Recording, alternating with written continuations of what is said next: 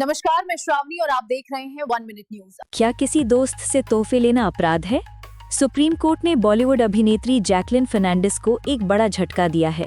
सोमवार को अदालत ने कथित ठग सुकेश चंद्रशेखर से जुड़े 200 करोड़ रुपए के मनी लॉन्ड्रिंग मामले में उनके खिलाफ चल रही कार्यवाही को रद्द करने से इनकार कर दिया।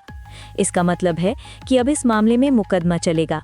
जैकलिन, जिन्होंने हमेशा खुद को एक निर्दोष पीड़िता बताया था, ने तर्क दिया कि उन्हें तोहफों के स्रोत के बारे में कोई जानकारी नहीं थी।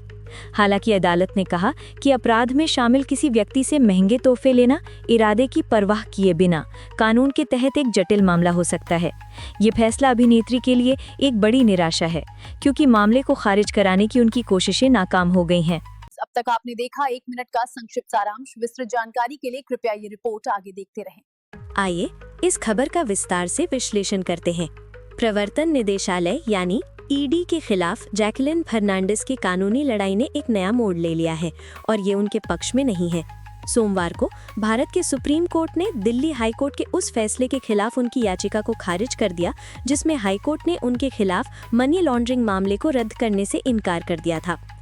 जस्टिस दीपांकर दत्ता और ऑगस्टीन जॉर्ज मसीही की बेंच ने कहा कि वे इस चरण में हस्तक्षेप नहीं करेंगे और उन्हें कार्यवाही के उचित चरण पर अदालत से संपर्क करने की स्वतंत्रता दी। ये मामला कथित ठग सुकेश चंद्रशेखर से जुड़ा एक बड़े जबरन वसूली मामले से जुड़ा है, जो फिलहाल जेल में है। उस पर पूर्व रैनबैक्सी प्रमोटरों शिविंदर सिंह और मलविंदर सिंह की पत्नियों से 200 करोड़ रुपए से अधिक की ठगी करने का आरोप है। ईडी ने आरोप लगाया है कि जैकलिन फर्नांडिस को चंद्रशेखर से कम 5.71 करोड़ रुपए के तोहफे मिले, जो कथित तौर पर उनके प्रति आकर्षित था।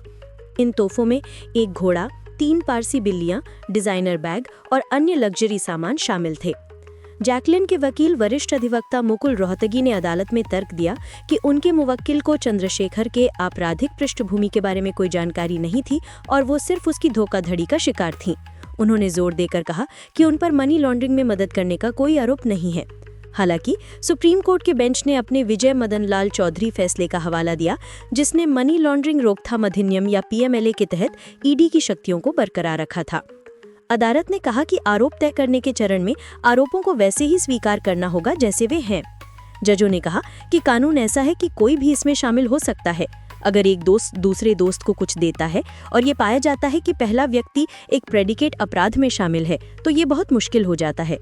सुप्रीम कोर्ट द्वारा उनकी याचिका को खारिज करने का मतलब है कि अब मनी लॉन्ड्रिंग मामले में ट्रायल कोर्ट में मुकदमा चलेगा।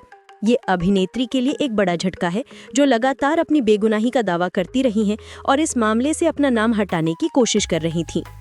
ये फैसला वित्तीय अपराधों पर न्यायपालिका के सख्त रुख और पीएमएलए की व्यापक व्याख्या को रेखांकित करता है।